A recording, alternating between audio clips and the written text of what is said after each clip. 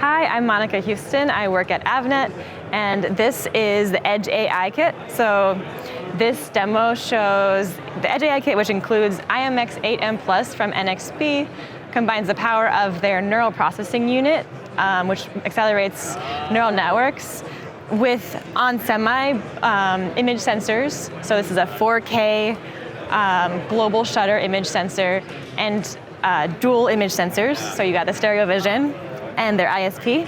So this demo is showing ResNet capturing my face.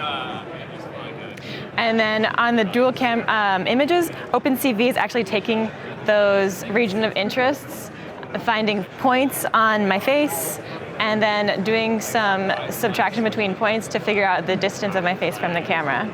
So with the stereo cameras, you can do applications that include anti-spoofing for facial recognition, distance measurement, and we'd like to see what you can do.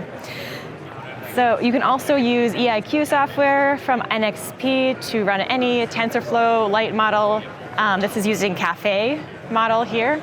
It also is able to accelerate OpenCV on the NPU. And you can find more information by searching Edge AI Kit at avnet.com. Thank you.